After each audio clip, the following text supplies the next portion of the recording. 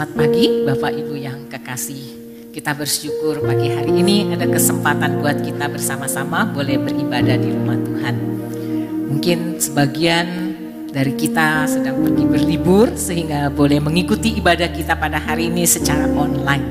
Mari saya mengundang Bapak Ibu untuk boleh bangkit berdiri. Kita akan bersama-sama berdoa untuk memulai ibadah kita pada pagi hari ini. Bapa yang baik, sungguh kami bersyukur Bapa. Hanya karena anugerah dan kasih yang boleh Bapa nyatakan di dalam kehidupan kami, sehingga pada pagi hari ini kami boleh ada di rumah Tuhan. Terima kasih Bapa, hari yang cerah dan indah Bapa berikan untuk kami boleh datang menghadap kehadirat-Mu Bapa. Sucikan kami, layakkan kami Bapa hari ini untuk memuji, menyembah dan memuliakan Tuhan. Bapa hadirlah dan memimpin ibadah kami dari permulaan sampai akhir. Semuanya boleh jadi hanya di dalam nama Tuhan kami Yesus Kristus. Amin. Mari kita menaikkan pujian suci, suci, suci.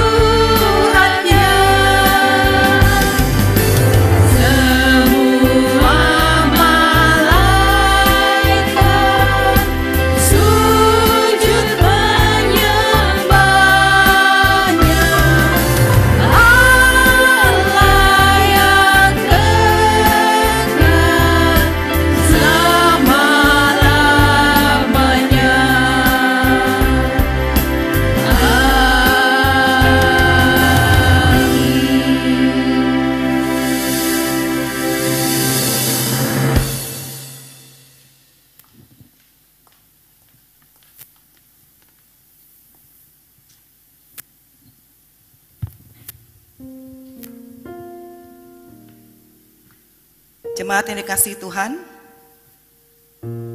mari kita bersama-sama mendengarkan khotum dan salam.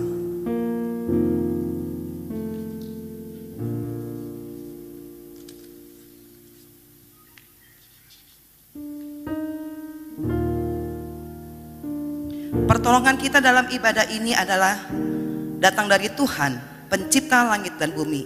Kasih karunia menyertai ibadah kita pada pagi hari ini. Mulia bagi Bapa. Mulia bagi Bapa, bagi Anak serta Roh Kudus dari permulaannya sekarang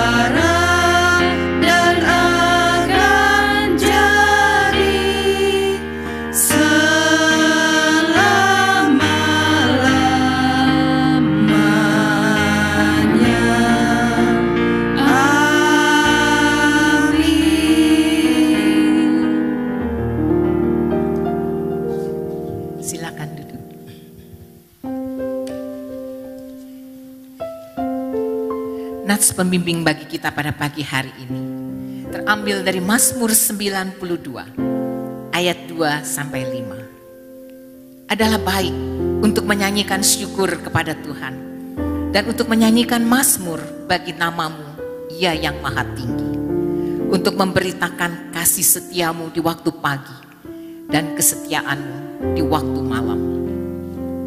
Dengan bunyi-bunyian 10 tali dan dengan gambus, dengan iringan kecapi. Sebab telah kau buat aku bersuka cita ya Tuhan dengan pekerjaan. Karena perbuatan tangan aku akan bersorak-sorai. Mari kita boleh menyambut firman Tuhan ini dengan menaikkan pujian. Kita mau bersyukur dan bersuka cita untuk semua pekerjaan tangan Tuhan yang sungguh ajaib di dalam kehidupan kita. Mari kita muliakanlah nama Tuhan. Dengan penuh sukacita kita menaikkan pujian.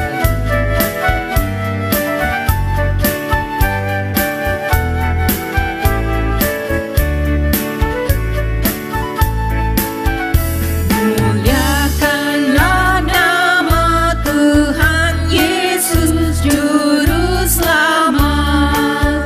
Segenap puji-pujian dinaikkan pada Tuhan. Muliakan nama Tuhanmu dengan segenap hidupmu. Hai orang yang diselamatkan oleh Tuhan Yesus, berikan pujian padanya dan masyurkan namanya. Muliakanlah Tuhan Yesus sampai selama-lamanya. Hai semua umat manusia, nyanyikanlah pujian.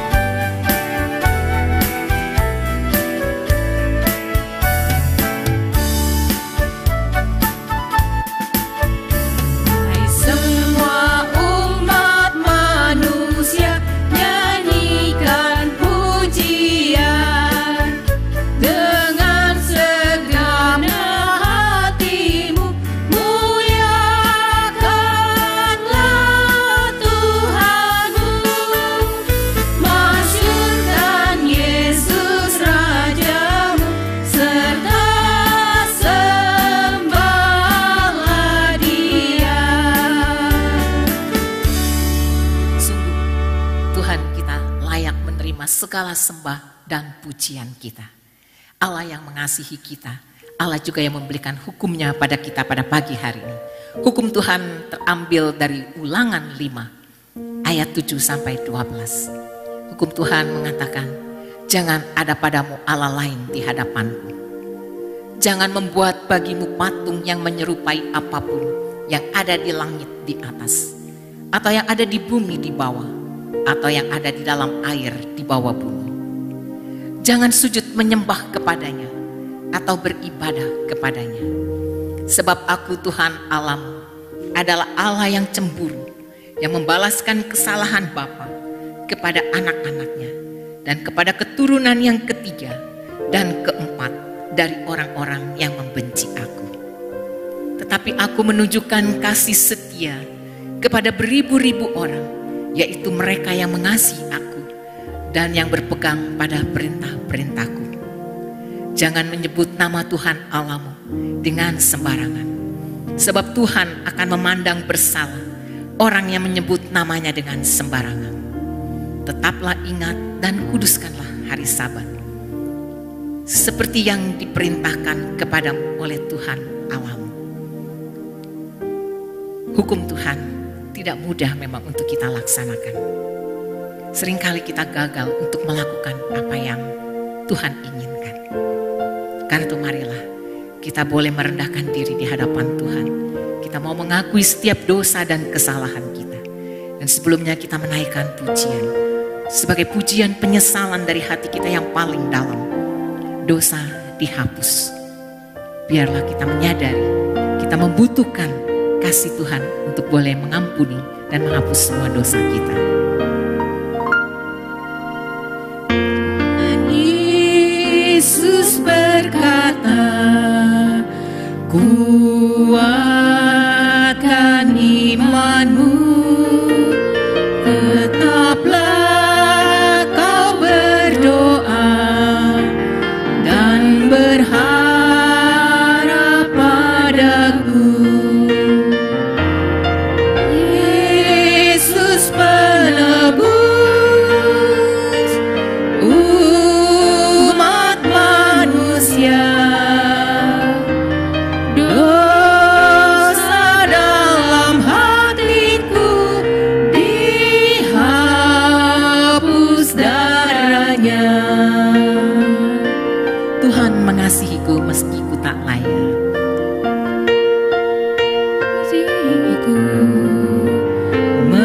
Meski ku tak layak, menebus mengampuni, meski dosaku besar. Yesus penebus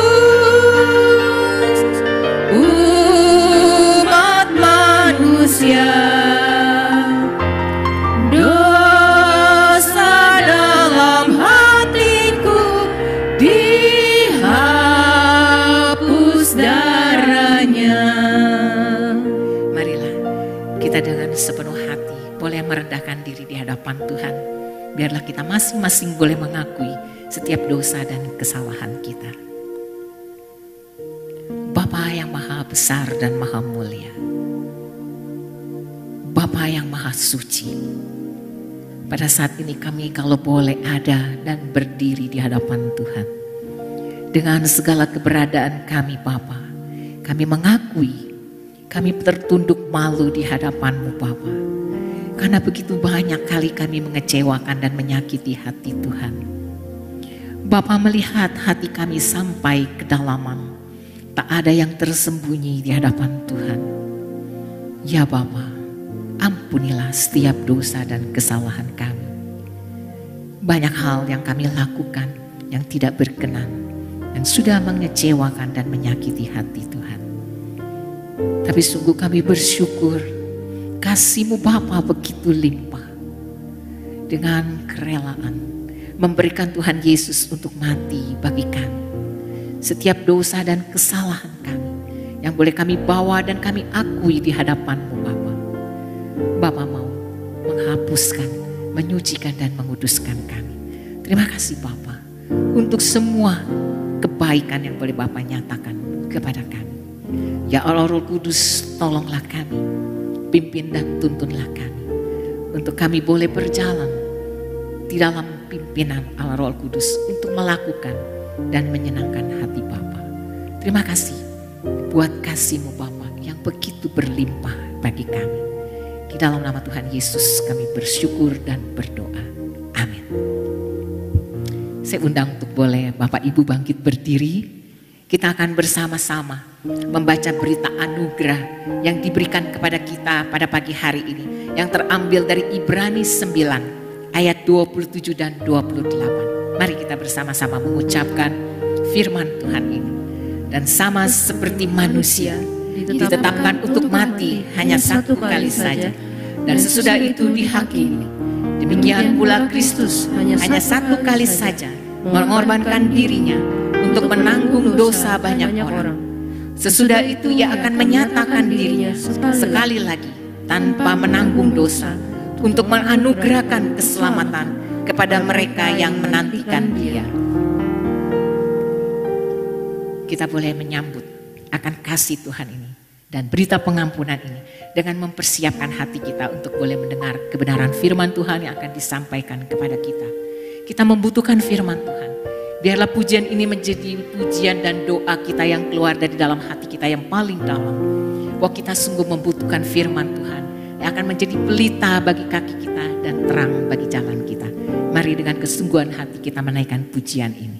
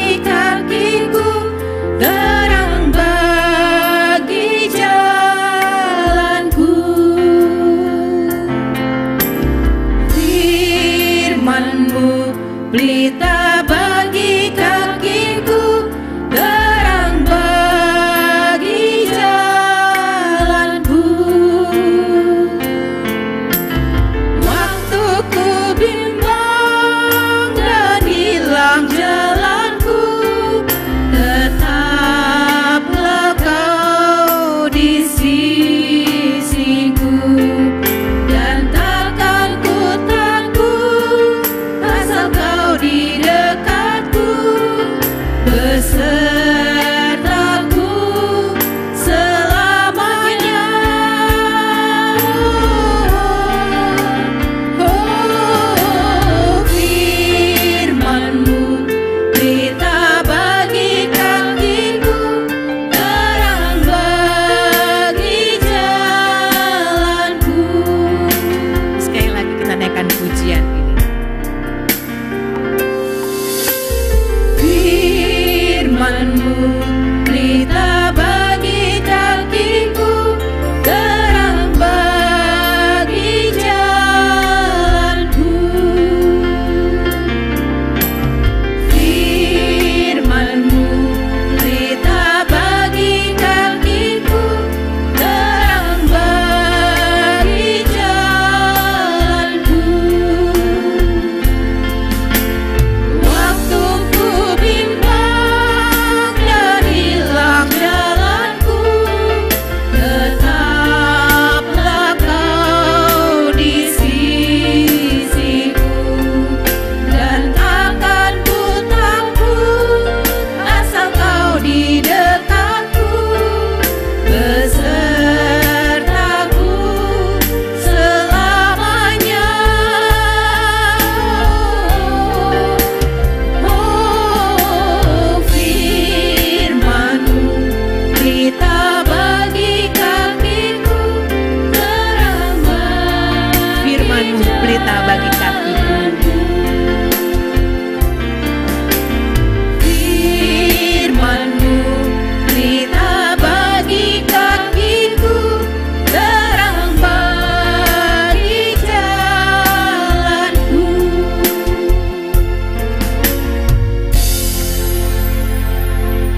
Jemaat, mari kita bersatu di dalam doa.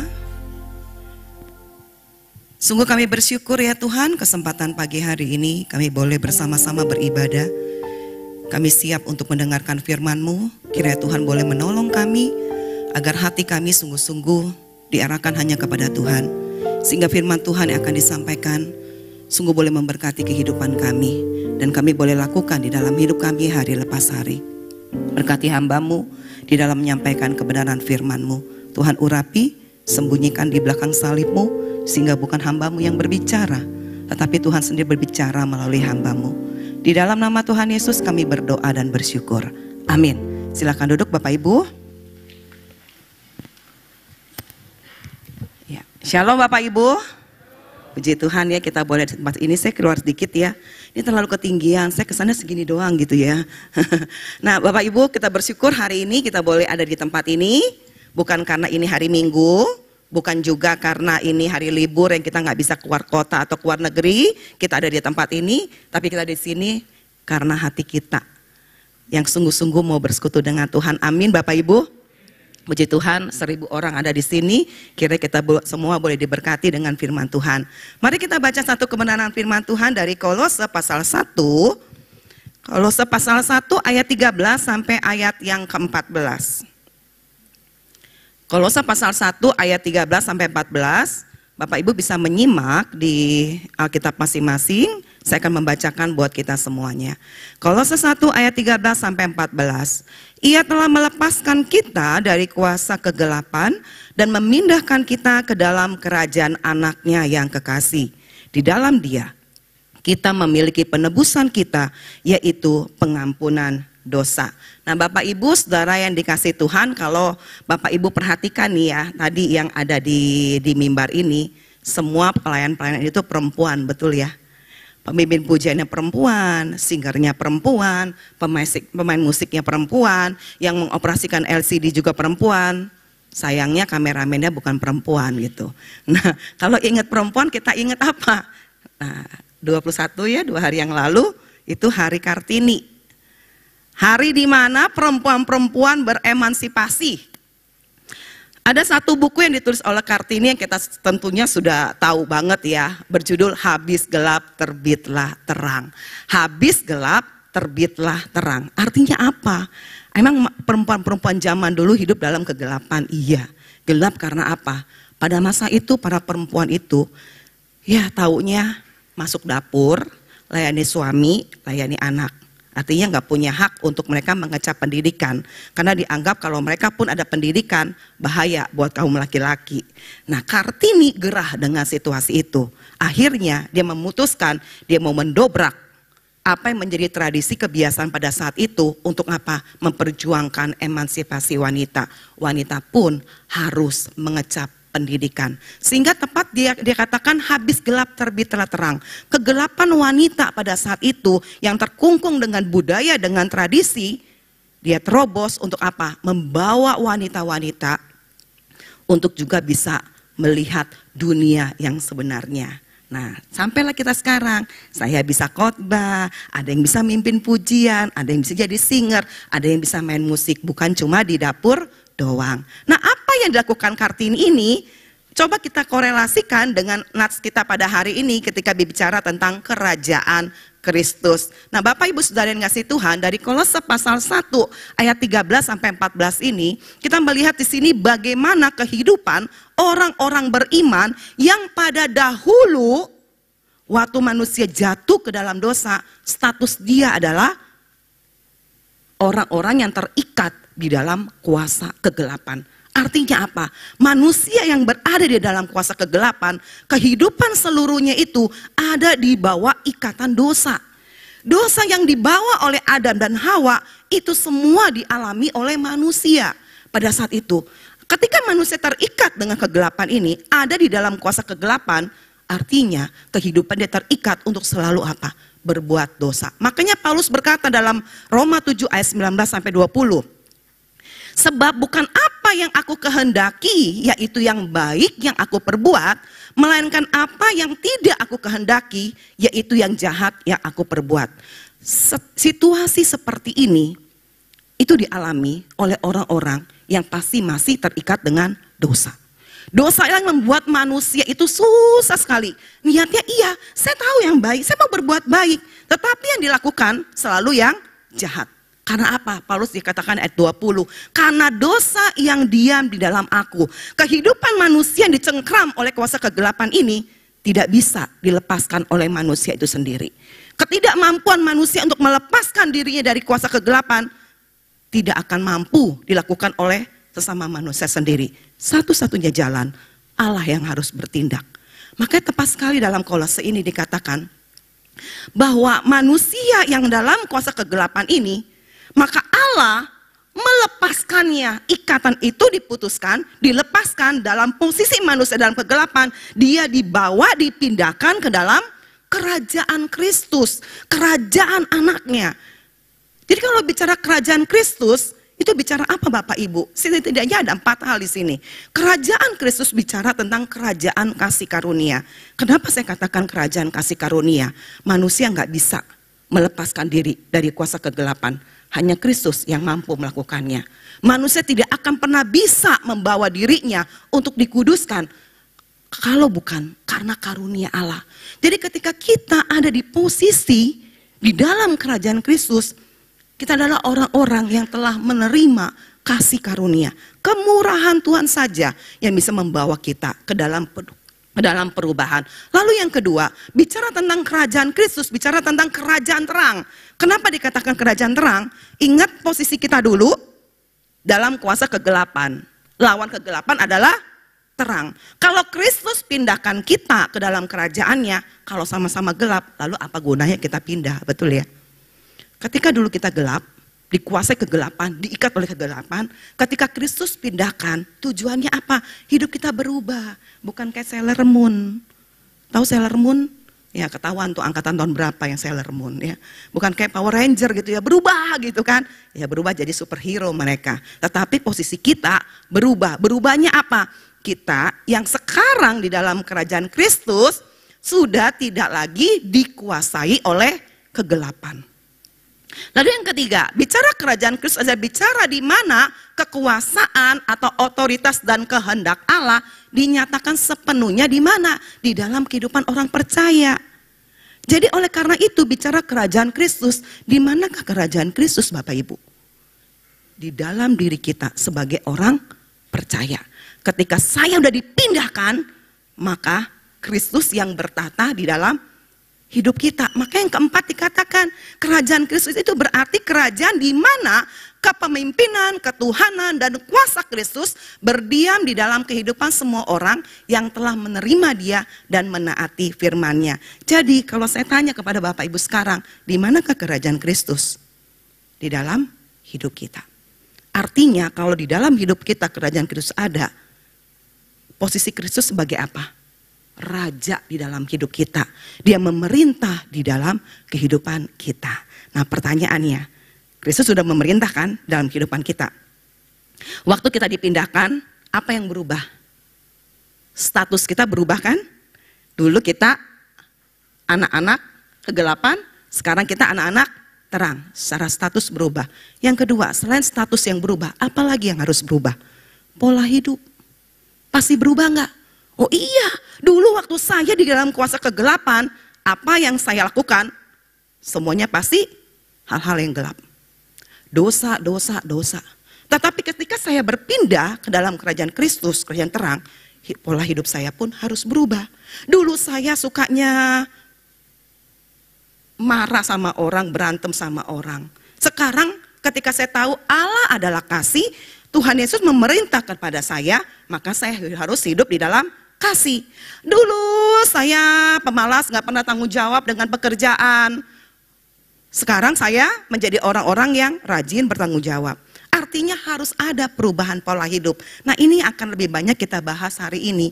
Karena kalau saya panjang bicara tentang kerajaan Kristus, Bapak Ibu Saudara tahu tentang kerajaan Kristus, kerajaan Allah seperti apa. Tetapi yang penting buat kita pelajari di sini, ketika status saya berubah, harusnya ada pola hidup juga yang ikut berubah. Nah ini yang kita banyak pelajari. Pola hidup seperti apa yang harusnya dimiliki oleh orang-orang yang telah masuk ke dalam kerajaan Kristus. Yang pertama adalah berbuah. Kalau Bapak Ibu perhatikan di dalam ayat 10 bagian yang B dikatakan demikian. Dan kamu memberi buah dalam segala pekerjaan yang baik. Nah ayat 10 bagian B ini sebenarnya ada hubungannya dengan ayat yang ke-6, pasal 1 ayat yang ke-6. Di situ dikatakan yang sudah sampai kepada kamu, Injil itu berbuah dan berkembang di seluruh dunia. Nah ini Kolose pasal 1 ini merupakan surat yang dikirimkan Rasul Paulus kepada jemaat di Kolose. Di dalam suratnya ini, di dalam ayat 9 sampai 14, itu adalah sebuah doa. Doa yang disampaikan Rasul Paulus untuk siapa? Jemaat di Kolose. Kenapa mereka perlu didoain? Apakah hidup mereka ancur-ancuran? Enggak Bapak Ibu. Kalau Bapak Ibu baca dari ayat 1 ya, itu jemaat di Kolose itu jemaat yang luar biasa. Kan Paulus ada di penjara saat itu. Epafras, rekan sekerjanya mengunjungi Paulus di dalam penjara. Dia menceritakanlah, karena yang melayani pada saat itu di Kolose itu adalah Epafras. Di situ Epafras bercerita, keadaan mereka semuanya sangat baik. Iman mereka bertumbuh, mereka juga berbuah, ayat 6 tadi. Pokoknya mereka hidup di dalam kasih juga, sempurnakan. Tetapi kenapa Paulus mendoakan mereka? Karena bagi Paulus, hidup aman-aman bukan berarti aman seterusnya. Benar nggak Bapak Ibu? Kalau Bapak Ibu saat ini sedang ada dalam situasi kerohanian yang baik, jangan kepedean. Semakin baiknya kita, semakin kuat godaannya. Semakin kuat gangguannya untuk apa? Menjatuhkan kita kembali. Makanya Paulus berdoa. Nah Paulus berpesan, mereka kan udah berbuah. Kenapa perlu didoain lagi untuk berbuah?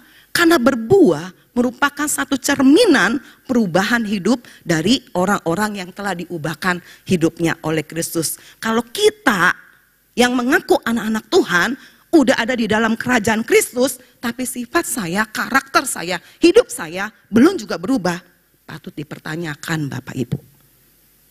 Kita itu benar-benar sungguh sudah ada di dalam kuasa Kristus atau jangan-jangan masih di sana terus, nggak mau gitu ya.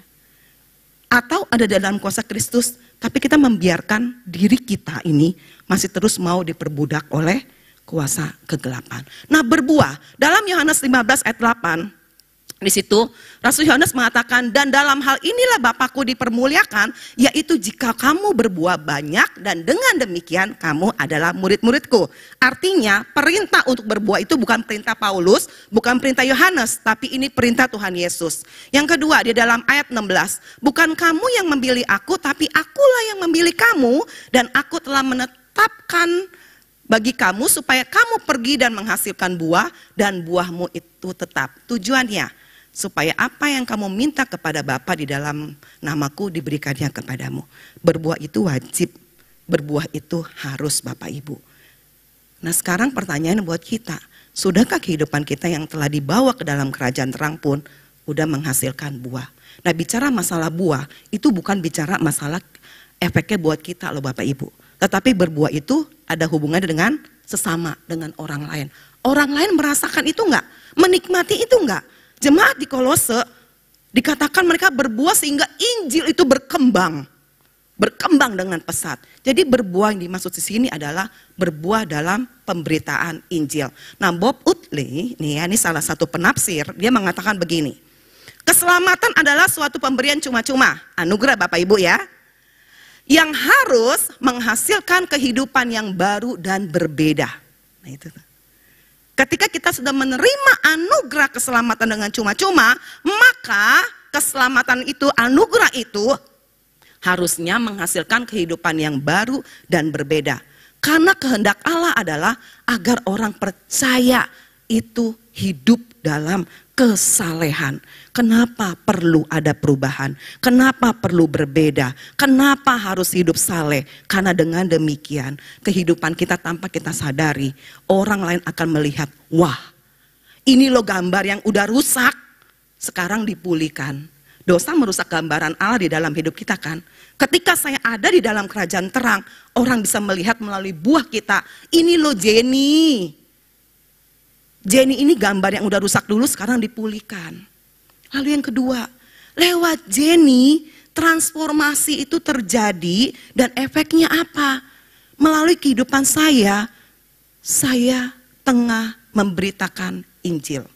Penginjilan itu terjadi ketika saya berubah. Jadi Bapak Ibu Saudara yang kasih Tuhan, mari saat ini coba kita lihat diri kita ya sebagai orang Kristen. Kalau kita hanya menjadi orang Kristen, rajin ke gereja, rajin pelayanan, rajin ikut komsel, rajin meneliti Alkitab, tapi orang yang ada di sekitar kita tidak pernah melihat perubahan kita. Itu patut dipertanyakan. Saya nggak mau menghakimi siapa saya, tapi mari kita lihat, karena yang Tuhan tuntut bukan sekedar kita pinter secara alkitabiah, bukan seberapa aktifnya kegiatan rohani kita, tapi yang Tuhan butuhkan, apakah melalui hidup saya orang bisa melihat ada Kristus di dalamnya, sehingga membuat orang juga tertarik untuk melihat Kristus itu. Itu yang pertama Bapak Ibu, berbuah. Lalu pola hidup yang kedua, selain berbuah, apa yang dituntut, yang harus dimiliki oleh orang-orang yang sudah ada di dalam kerajaan Kristus? Bertumbuh. Bukannya bertumbuh dulu baru berbuah ya Bu ya. Nah, orang biasanya melihat pertumbuhan itu begini Bapak Ibu. Awal dulu bertumbuh, baru dia berbuah. Orang Kristen ketika dia udah benar-benar diubahkan Kristus, dia udah mengalami pertumbuhan kan. Tetapi yang dimaksud di ayat sini bukan cuma bertumbuh begitu, dari tunas lalu bertumbuh. Tetapi udah bertumbuh, dia akan terus bertumbuh. Nah makanya dikatakan bertumbuh dalam pengetahuan yang benar tentang Allah. Apa yang kita ketahui tentang Allah? Oh iya, saya tahu Yesus. Yesus itu penebus, juru selamat. Oh iya, saya tahu Yesus itu mati terus dibangkit untuk menebus kita. Oh iya, saya tahu Ibu Yesus itu adalah. Coba Bapak Ibu, jangan nggak tahu Ibu Yesus siapa di dunia. Saya tahu Maria ini Ibu Yesus, bapaknya Yusuf, si tukang kayu. Saya tahu. Saya tahu Daniel itu berjuang di Goa Singa. Saya tahu. Tetapi di sini pertanyaannya, apakah kita cuma sekedar tahu? Tapi saya tidak mengalami pertumbuhan yang benar di dalam Allah. Nah, pertumbuhan yang benar di dalam Allah ini, kenapa begitu penting buat kita? Artinya, di dalam Allah, kita benar-benar bisa mengetahui hidup yang mengerti akan kehendak Allah yang sempurna. Orang-orang yang bertumbuh dengan benar, mengenal Allah, dia akan mengerti apa sih tujuan Allah buat hidup saya. Ketika saya punya rencana saya mentok, enggak tercapai, enggak terjadi. Kalau kita bertumbuh dengan benar, kita enggak uring-uringan, enggak ngambek sama Tuhan. Tuhan, bukankah jalan ini udah Tuhan buka? Kenapa? Kok yang ada kegagalan? Enggak. Bapak Ibu ingat Daud, waktu Daud berniat membangun bait Allah. Lalu Tuhan bilang kepada dia, enggak, bukan kamu yang akan bangun bait Allah, tapi anakmu Salomo. Daud uring-uring kan enggak Bapak Ibu? Enggak. Karena bagi dia apa? Dia mengerti Allah berdaulat atas hidup dia. Nah, orang-orang yang udah mengalami pertumbuhan yang benar dengan Allah, tentang Allah, artinya dia orang-orang yang tahu benar Allah berdaulat dengan hidup dia. Maka ketika saya menjalani hidup saya nggak boleh ngotot sesuai dengan keinginan saya. Saya harus berjalan tunduk di dalam kehendak Tuhan. Yang kedua, apa gunanya bertumbuh di dalam kebenaran tentang Allah? Kita punya hikmat rohani. Hikmat itu penting di dunia yang kekurangan hikmat. Sekarang kalau kita sebagai orang tua nih, saya nggak didik anak saya untuk punya hikmat rohani. Apa yang terjadi Bapak Ibu? Bahaya. Hikmat dunia sekarang minta ampun ya. Zaman Bapak Ibu nih ya, zaman saya dulu tumbuh dari kecil ke remajanya, itu masih punya TVRI. Yang beritanya macam-macam, handphone yang nggak ada, telepon kabel ya, itu pun kalau orang kaya punya telepon kabel. Kalau enggak ya nggak dapat berita apa-apa, cuma TVRI. TVRI ada berita apa? Berita dunia dalam berita. Lalu film-filmnya pun si Unyil gitu ya, nggak ada macam-macam. Tapi sekarang, nih anak-anak sekarang, dunia itu di genggaman tangan. Semua harus diketahui. Artinya apa? Pengetahuan dicekokin dengan hikmat dunia. Kalau kita tidak punya kerinduan, keinginan untuk apa? Punya hikmat rohani, bahaya. Hikmat rohani itu bisa muncul melalui apa? Pengenalan yang dalam akan Allah. Yang ketiga, ketika kita punya hikmat rohani, maka apa yang terjadi? Hidup kita akan menjadi kehidupan yang dikuduskan oleh Allah. Tentu hidup kudus dong. Anak-anak terang, masa hidupnya kudus? Nggak mungkin. Anak-anak terang, pasti hidupnya kudus. Kan kalau kudisan itu orang suka main becek-becekan Bapak Ibu ya. Ya kan? Becek-becekan gitu ya di lumpur, kotor kan? Jadinya pun kotor. Tapi kalau terang, bersih, maka hidup kita pun akan bersih. Jadi orang-orang yang punya pengetahuan yang benar tentang Allah, pasti kehidupannya pun akan menjadi hidup yang kudus dan berkenan kepada Allah. Lalu bagaimana caranya? Supaya saya punya pengetahuan yang benar akan Allah. Cuma satu. Nggak ada dua, nggak ada tiga, nggak ada empat. Cuma satu. Bangun kehidupan, keintiman bersama dengan Kristus. Kalau Bapak Ibu nggak punya hubungan intim dengan Tuhan, jangan berharap Bapak Ibu punya pengetahuan yang benar akan Allah. Yang ada pengetahuan duniawi, bukan pengetahuan yang benar tentang Allah. Makanya nggak heran kalau sekarang ini, waktu itu kalau nggak salah Pak Fu yang bilang ya, miris ya nama-nama Kristen masuk di berita melulu. Nama Kristen loh. Kira-kira dengan begitu, apa yang orang kenali tentang kekristenan? Jadi ini tugas kita Bapak Ibu. Kalau kita sadar, hidup saya ini sekarang ada di kerajaan Kristus. Yuk berubah. Kita kasih buah, lalu kita bertumbuh di pengenalan dalam akan Tuhan. Jadi jangan pernah berhenti untuk memiliki aktivitas rohani yang benar. Melalui doa, baca firman Tuhan, persekutuan kita, itu yang bisa membuat kita semakin mengenal akan Tuhan. Jangan bilang begini ya, saya mau bertumbuh dalam Tuhan, tapi diajak, yuk kita belajar Alkitab sama-sama. Aduh males, aduh maaf, sibuk kantor, sibuk ngurusin anak, sibuk ngurusin cucu. Akhirnya apa? Kita cuma dengar firman Tuhan saat kapan? Hari Minggu, itu pun kalau konsentrasi. Kalau khotbahnya monoton, yang ada kita apa? Bersaat teduh, lelap, nyenyak. Amin, satu udah selesai. Terus kita dapat apa? Jadi Bapak Ibu, mari bangun kehidupan rohani yang benar. Supaya kita pun memiliki pertumbuhan yang benar untuk mengenal Allah yang benar itu. Makanya ketika kita dihantam, dibombardir, diapain pun juga, tidak akan membuat kita goyah. Nah itu jemaat di Kolose. Paulus berdoa supaya mereka punya pertumbuhan yang benar. Karena pada saat itu mereka sedang digoyang. Digoyang oleh apa? Digoyang oleh banyaknya ajaran-ajaran sesat. Dulu udah seperti itu terus ya. Sekarang berkurang nggak? Tambah banyak. Jadi Bapak Ibu supaya kita nggak digoyang dengan pengajaran yang sesat, pengajaran yang salah, kita harus ya isi hidup kita ini dengan makanan-makanan yang sehat. Firman Tuhan, doa. Firman Tuhan memang bikin ngantuk. Itulah kerjanya iblis. Ayo kita berjuang ya untuk bertumbuh di dalam Tuhan. Itu yang kedua Bapak Ibu. B yang ketiga. Jadi pola hidup warga kerajaan surga itu ada 3 B ya. Bukannya 3B itu biasanya apa tuh istilahnya ya? Jadi berbuah, bertumbuh, dan bertahan. Di dalam ayat 11 sampai ayat 12 dikatakan demikian.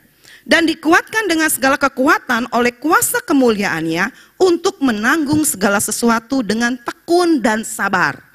Kalau dari NIV, di situ terjemahannya sedikit berbeda. Lebih dalam gitu, dikatakan begini. Sehingga kalian dapat memiliki ketekunan dan kesabaran yang besar.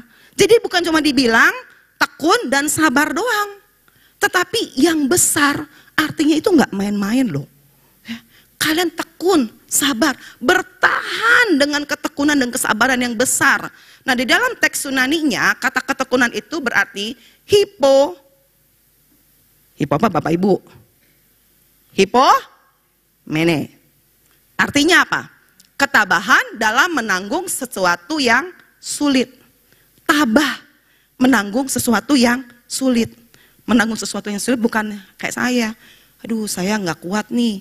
Kalau sesuatu yang sulit buat saya, menahan lapar kalau tengah malam. Itu pergumulan saya Bapak Ibu. Makanya kalau saya tidur itu mendingan di bawah jam 9. Jangan di atas jam 9. Kalau enggak, tubuh saya kayak begini nih ya, bajunya pada sempit gitu kan. Ini pergumulan paling berat. Tidak kuat, tidak bisa bertahan. Komitmen mau diet, tapi yang ada makan terus tiap tengah malam. Apalagi makannya yang paling enak tengah malam apa Bapak Ibu? Ramen, sedap tuh ya, anget-anget gitu kan. Nah, dikatakan bahwa orang Kristen yang menjadi warga kerajaan Kristus, ketika kita masuk di dalam kehidupan kita sebagai warga kerajaan Kristus di dunia ini, kita harus punya ketahanan. Maka itu perlu dilakukan dengan ketekunan dan juga dengan kesabaran. Menanggung sesuatu yang sulit, kita bertahan di situ. Dan yang kedua dikatakan kita punya kesabaran dalam menghadapi orang lain. Jadi di sini sebenarnya di dalam ayat ini tujuan Paulus mengingatkan jemaat di Kolose apa? Ketika kamu terjun sebagai murid-muridku, ada di dalam pelayanan, ingat akan ada banyak orang-orang yang akan memusuhi kamu. Akan ada banyak orang-orang yang menjauhi kamu. Akan ada banyak orang-orang yang akan menyakiti kamu. Dalam keadaan seperti itu, jangan menyerah. Karena apa? Ada kuasa, kekuatan dari kuasa kemuliaan Allah yang diberikan kepada kita. Jadi ketika kamu harus ada di tengah-tengah dunia yang mungkin bertentangan dengan kita, tetaplah bertahan di situ. Jangan goyah, karena Roh Kudus akan kasih kekuatan kepada kita. Jadi ketika kita harus melihat bahwa aduh hidup kayak begini, orang menyerang kita, kita pun ikut marah. Makanya dibilang benar kan, dikata yang dibilang kesabaran ini, itu ketika kita berhadapan dengan orang lain, menghadapi orang lain. Jadi Bapak Ibu, kenapa bertahan itu bisa kita lakukan? Karena pekerjaan Allah. Enggak mungkin kita bisa melawan diri kita, enggak bisa Bapak Ibu. Hanya kekuatan Allah yang bisa melawan kita. Maka itu pertumbuhan di atas tadi itu penting. Kalau kita udah bertumbuh dengan benar, maka kita pun mampu untuk bertahan. Nah bertahan juga dapat kita lakukan kalau kita punya hati, punya pikiran yang tahu bagaimana bersyukur. Firman Tuhan dalam ayat 12 dikatakan, dan mengucap syukur dengan sukacita kepada Bapa yang melayakkan kamu untuk mendapat bagian dalam apa yang ditentukan untuk orang-orang kudus di dalam kerajaan terang. Bersyukur membuat orang bisa bertahan, betul nggak Bapak Ibu? Bapak Ibu pernah lihat orang-orang yang dalam keadaan ekonomi rendah ya? Mereka itu orang-orang, kalau orang-orang yang sangat-sangat berat loh kalau kita alami, bener deh. Kalau kita dalam posisi mereka berat, tapi mereka bisa bertahan, kenapa? Pernah saya ngobrol dulu waktu saya masih pelayanan di Jogja ya. Dekat saya suka penginjilan di daerah Malioboro tuh. Saya suka nongkrong, pura-pura beli gitu, padahal penginjilan di situ. Duduk ngobrol, saya bilang, Bu, ini laku berapa duit? Ya, syukur-syukur dapat 10.000. Kalau enggak ya udahlah pulang. Terus makanannya gimana? Hasil dagangannya. Jadi bagi-bagi lah. Jadi mereka tuh ada satu area wilayah begitu yang isinya orang-orang yang ekonomi rendah gitu, yang jualan-jualan di Malioboro itu ya. Ya udah saya bagi-bagi aja lah ke mereka. Terus ibu gimana jalan hidup? Ya belajar pasrah. Ya bersyukur aja lah. Saya masih bisa hidup, saya masih bisa makan. Tuh. Apa yang membuat mereka kuat? Karena mereka belajar untuk udah disyukuri aja lah. Dapat berapa disyukuri. Orang-orang Kristen harus hidup dalam ucapan syukur. Dalam bersyukur kita bisa bertahan menghadapi kesulitan yang kita alami. Tapi coba kalau kita nggak bersyukur Bapak Ibu, yang ada hidup sulit makin sulit. Benar nggak? Coba deh Bapak Ibu. Udah susah nih di rumah nih ya, duit nggak ada. Udah puyeng dong, suami istri dong. Anak lagi, macam-macam. Minta ini, minta itu. Kalau Bapak Ibu nggak bersyukur nih ya, bawaannya apa? Emosi tingkat dewa naik ya, tanduk muncul nih, gitu. Makin riuh gitu kan. Nggak bersyukur punya istri yang begini gitu, Pak Eben misalnya ya. Yang ada apa ntar? Pusing pikiran dia. Istriku cerewet banget, gini banget, pusing pasti. Saya nggak bersyukur punya suami kayak Pak Eben. Yang ada apa? Berantem mulu di rumah. Menyelesaikan masalah nggak? Enggak. Bisa bertahan nggak rumah tangga kalau kayak gitu? Nggak bakal bisa bertahan. Jadi belajarlah untuk mengucap syukur seperti yang didoakan Paulus untuk jemaat di Kolose. Nah, ini John Stephen Akhwari. Ada yang tahu? Ini viral pada saat Olimpiade tahun 1968. Apa yang membuat dia viral? Bukan karena dia menang. Tetapi Akhwari ini menjadi pelari yang akhirnya finish terakhir setelah 3 jam. Padahal lari mereka hanya ditempuh pemenangnya itu 20 menit doang gitu ya. Dia sampai 3 jam. Kenapa? Waktu dia berlari, tiba-tiba karena tingkat kesulitan ya treknya itu, dia dihantam oleh pelari lain, dia jatuh. Lalu persendiannya itu agak geser gitu ya. Sampai kalau Bapak Ibu lihat itu kan dibebat ya, pakai kain. Nah di saat dia harus menghadapi itu, dia terpukul pasti dong, hancur dong. Gue kalah nih. Tapi apa yang dilakukan? Dia berdiam dulu untuk mengatasi rasa sakitnya. Setelah dia rasa dia mampu, dia terus jalan. Sampai dia menyelesaikan finish. Itu yang menjadi sorotan pada saat itu. Orang bertanya, kenapa kamu sampai ngebela-belain banget gitu? Untuk kamu bisa selesai. Udah lah, udah pasti kalah, diem aja. Udah kan? Ngapain maksain kaki dalam posisi seperti itu? Tapi jawaban dia ini yang menarik Bapak Ibu. Dia bilang gini, negara saya mengirim saya, mengutus saya ke Olimpiade ini bukan untuk start berlari. Tetapi negara saya mengutus saya untuk apa? Menyelesaikan pertandingan. Walaupun saya seperti ini, saya harus selesaikan. Jadi dia selesai finish di saat pemenang-pemenang lagi dikasih piala gitu ya, medali gitu. Dia baru selesai. Ini pelajaran penting loh buat kita Bapak Ibu.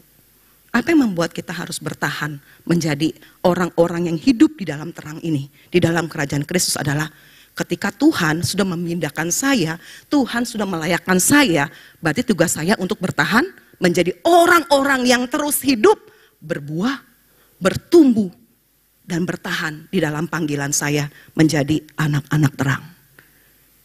Masalah boleh ada, kesulitan boleh ada, pergumulan boleh ada, tetapi saya nggak boleh menyerah. Karena untuk itulah saya dipanggil, untuk itulah saya dipindahkan dari kegelapan itu. Nah pertanyaan sekarang, apa yang membuat orang-orang Kristen akhirnya gampang untuk menyerah, untuk mundur, untuk nggak meneruskan panggilannya? Oleh karena dia nggak sadar bahwa dirinya udah dilayakkan oleh Tuhan. Oleh karena itu Bapak Ibu yang dikasihi Tuhan, tidak ada sukacita yang lebih besar dan tidak ada keyakinan yang lebih besar dalam hidup orang percaya daripada dia mengetahui bahwa Anda dan saya hidup sesuai dengan kehendak Allah. Dengan kita memberi buah, bertumbuh dalam pengetahuan akan Allah, dan tetap bertahan menjalani hidup sebagai warga kerajaan Kristus. Amin Bapak Ibu. Semangat, habis gelap terbitlah terang. Hidup kita dalam kegelapan, sekarang kita adalah anak-anak terang. Berbuah, bertumbuh, dan bertahan. Mari kita berdoa. Bapak, kami bersyukur untuk firman-Mu yang boleh menolong kami untuk menyadari siapa kami, orang-orang yang telah Engkau tebus, orang-orang yang telah menerima pengampunan. Karena itu ya Tuhan, ajarkan kami untuk bisa melakukan kehidupan kami, kehidupan rohani kami, kehidupan beriman kami, dengan mencerminkan Kristus ada di dalam hidup kami. Ampuni kami Tuhan, kalau selama ini kami seringkali abai dengan hal-hal seperti ini. Kami mau bertumbuh, kami mau berbuah, dan kami mau bertahan sebagai anak-anak-Mu. Berkatilah jemaat-Mu Tuhan, berkati kehidupan kami. Bapa kami yang dalam surga, saat ini kami juga mau berdoa. Mengucap syukur untuk gereja kami, Gereja Kristus Bojong Indah, yang senantiasa memperdulikan, memikirkan akan kebutuhan rohani jemaatnya. Kau berkati untuk para rohaniwan, majelis, pengurus, agar kehidupan rohani yang bertumbuh inilah yang harus menjadi prioritas gereja ini. Berikanlah Tuhan hati yang sungguh-sungguh mau dibentuk, hati yang sungguh-sungguh mau dibina, sehingga jemaatmu dapat terus bertumbuh dalam iman yang benar kepada Tuhan. Berkati juga Tuhan untuk para pelayan dan juga ibadah secara online baik hari Minggu maupun kategorial. Tuhan, Kau berkati mereka dengan hati yang sungguh-sungguh lurus, motivasi yang benar, tulus untuk melayani Tuhan di dalam setiap bidang mereka. Karena kami tahu kesempatan bagi kami untuk melayani tidak datang begitu saja. Kami bersyukur karena Tuhan memilih kami, dan berikanlah hati yang bertanggung jawab Tuhan kepada setiap pelayan-pelayan Tuhan yang melayani, sehingga melalui pelayanan yang dilakukan, nama Tuhan boleh dimuliakan dan Tuhan disenangkan. Sambil gue berdoa untuk jemaat GKBI yang sedang ada dalam pergumulan ekonomi, kesehatan, baik studi anak-anak, pekerjaan, semua hal yang menjadi pergumulan mereka. Tuhan, satu persatu Engkau lawat, Engkau perhatikanlah kehidupan mereka. Saat ini mereka yang sedang berjuang dengan pergumulan hidup, mari Tuhan berikan kekuatan, Tuhan berikan semangat bahwa berjalan bersama dengan Tuhan akan membuat mereka yakin dengan mantap bahwa Tuhan tidak pernah meninggalkan mereka. Berdoa juga untuk Pak Joko, papa dari saudari Dina, yang hingga saat ini Tuhan masih mengalami masalah di dalam kesehatannya. Biarlah Tuhan tolong rencana untuk bisa memeriksakan ke rumah sakit. Biarlah Tuhan berikan hikmat kepada dokter untuk bisa mendeteksi setiap hal yang ada di dalam kesehatannya ini Tuhan. Berikanlah pemulihan seturut dengan waktu dan kehendak Tuhan sendiri. Bapa yang baik, kami berdoa juga saat ini untuk saudara kami yang berulang tahun di minggu ini. Kami berdoa untuk adik Matthew Abraham Kristianto Taryono, untuk saudara Heri Setiawan Waruwu, untuk Ibu Lucy Diana. Biarlah Tuhan sendiri mau memberkati kehidupan mereka, agar di usia yang bertambah juga hikmat bijaksana daripada Tuhan. Hati yang mengasihi Tuhan ada di dalam mereka. Kau berkati apa yang menjadi kerinduannya, Kau berkati apa yang menjadi harapannya. Biarlah Tuhan sendiri terus menyatakan kemurahan-Mu bagi mereka. Saat ini kami berdoa juga untuk gereja-gereja dan juga misi. Melalui lembaga-lembaga Kristen yang ada, biarlah Tuhan sendiri bekerja. Tuhan sendiri memberkati, sehingga melalui pekerjaan ini Tuhan, lembaga-lembaga ini, penginjilan pun dapat semakin disebarluaskan. Orang semakin banyak mendengar akan kabar baik. Bapak, kami berdoa untuk pemerintah di dalam persiapan menyambut pemilu di tahun depan. Biarlah Tuhan sendiri mau menolong, sehingga segala kesiapan yang ada boleh sungguh-sungguh dipersiapkan dengan hati yang takut akan Tuhan, gentar akan Tuhan. Dan kami rindu Tuhan, kalau negara ini boleh dipimpin oleh pemimpin yang sungguh-sungguh takut akan Tuhan, bertanggung jawab dengan setiap tugas tanggung jawab yang Tuhan percayakan kepada mereka. Terima kasih Bapa di dalam surga, dan mengakhiri doa ini kami mau berdoa sesuai dengan apa yang Tuhan perintahkan kepada kami. Mari kita bersama-sama doa. Bapa kami yang di surga, dikuduskanlah nama-Mu, datanglah kerajaan-Mu, jadilah kehendak-Mu di bumi seperti di surga. Berikanlah kami pada hari ini makanan kami yang secukupnya, dan ampunilah kami akan kesalahan kami, seperti kami juga mengampuni orang yang bersalah kepada kami. Dan janganlah membawa kami ke dalam pencobaan, tetapi lepaskanlah kami daripada yang jahat. Karena Engkaulah yang mempunyai kerajaan dan kuasa dan kemuliaan sampai selama-lamanya. Amin.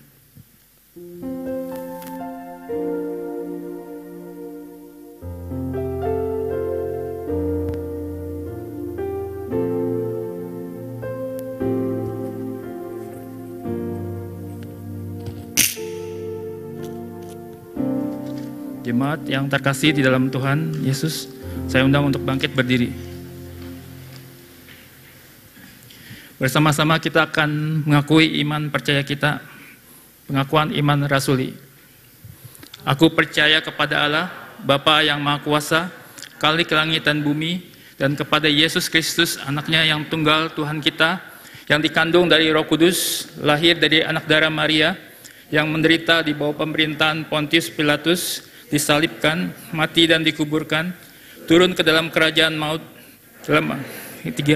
bangkit pula dari antara mati, naik ke surga, duduk di sebelah kanan Allah, Bapa yang Maha Kuasa, dan akan datang dari sana untuk menghakimi orang yang hidup dan yang mati.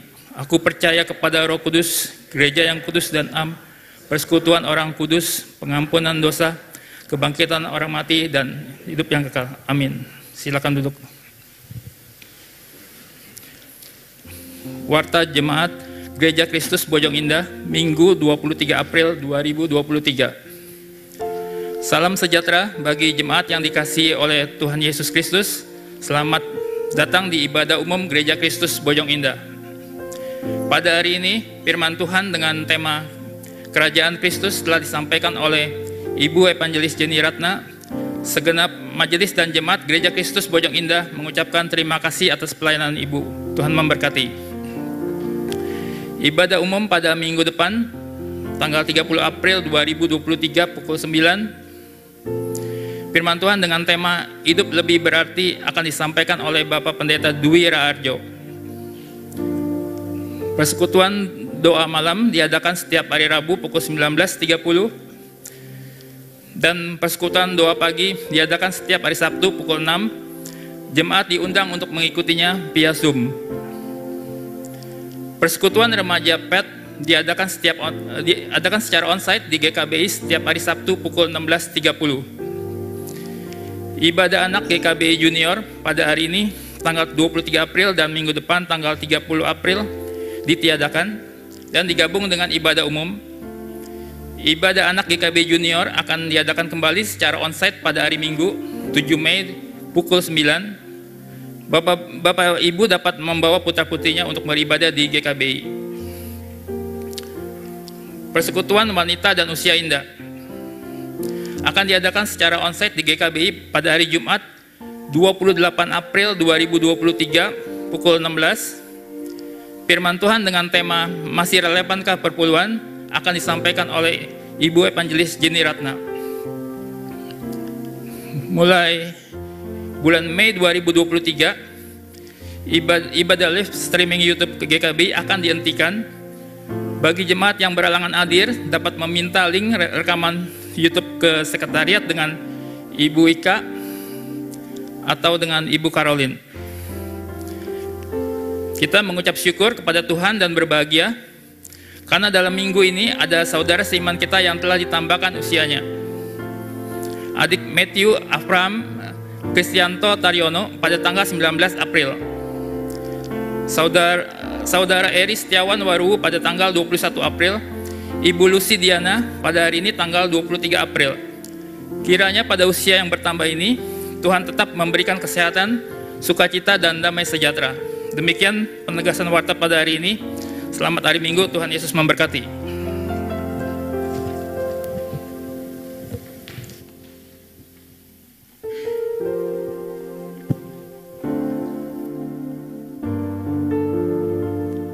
Bapak Ibu yang kekasih, kita sudah mendengar firman Tuhan. Dan sekarang kesempatan bagi kita untuk kita boleh mengembalikan rasa syukur kita yang sudah kita persiapkan.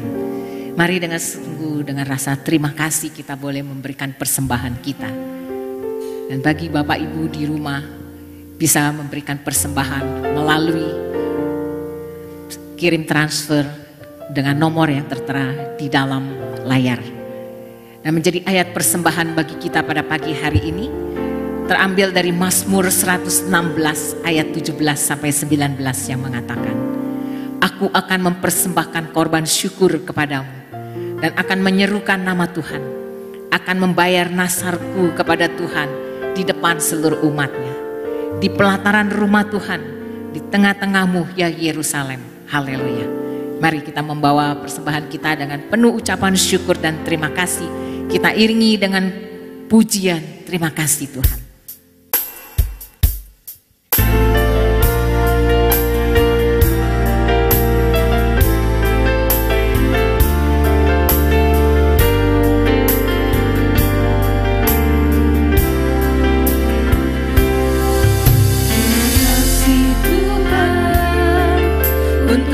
Kasih setiamu yang ku alami dalam hidupku. Terima kasih Yesus untuk kebaikanmu sepanjang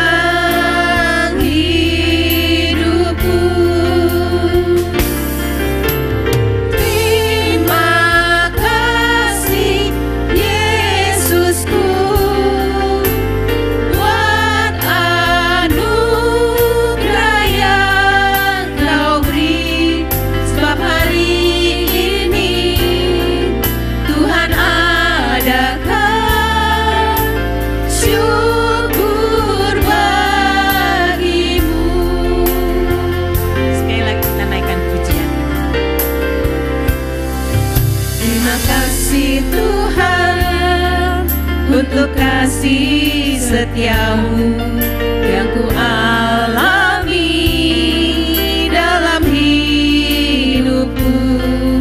Terima kasih Yesus untuk kebaikanmu sepanjang hidupku. Terima kasih Yesusku buat anugerah yang kau beri, sebab hari ini Tuhan adakan syukur bagimu. Terima kasih Yesusku, kita boleh bangkit berdiri. Terima kasih Yesusku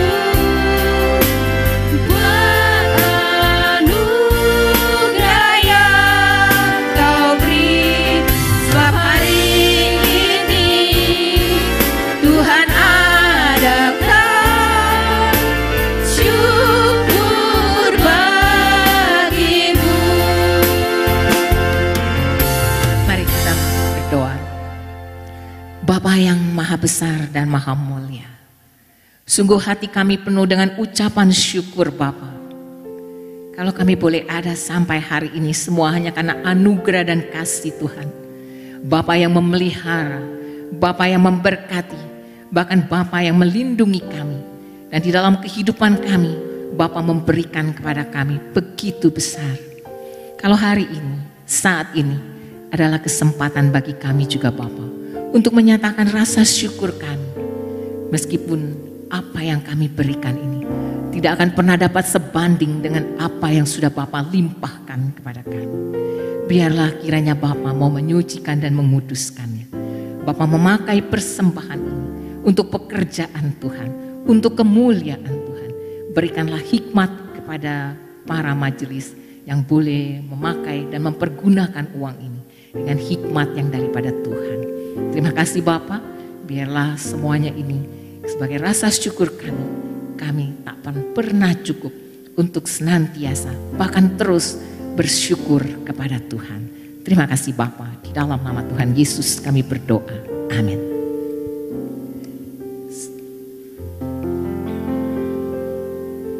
Kita sudah mendengar akan kebenaran firman Tuhan.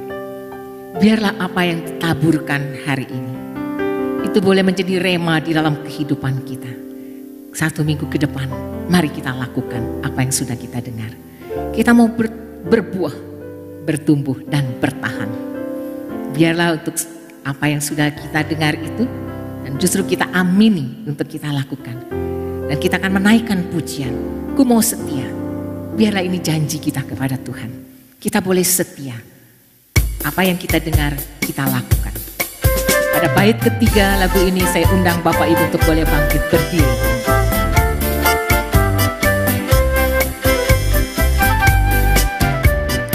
Ku mau setia karena ku dipercaya.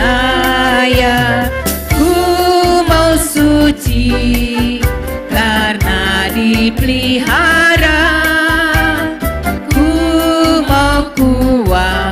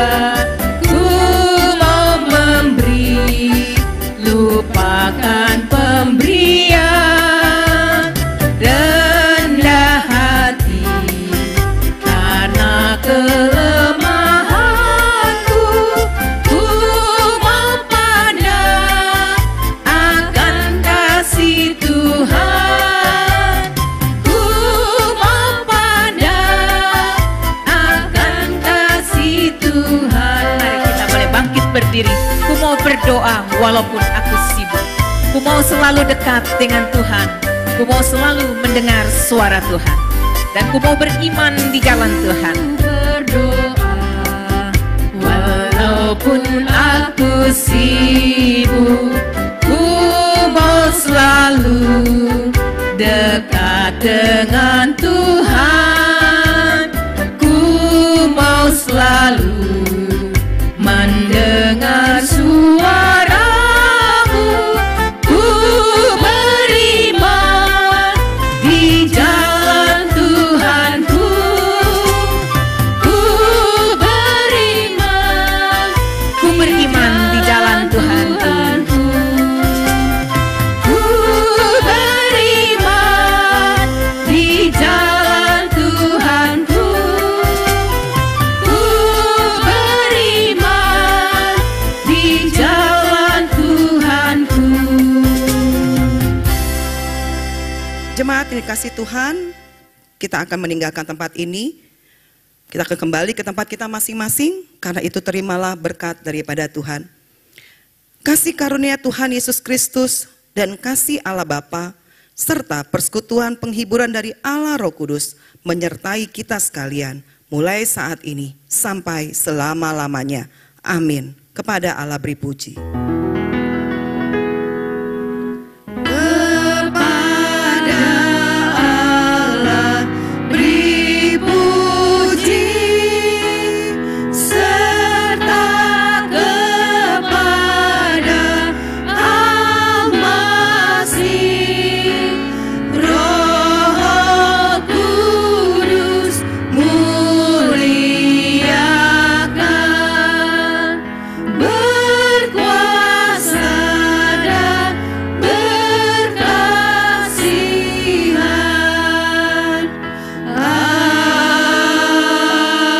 Amin. Amin. Silakan duduk saat teduh sejenak. Selamat hari Minggu. Tuhan Yesus memberkati.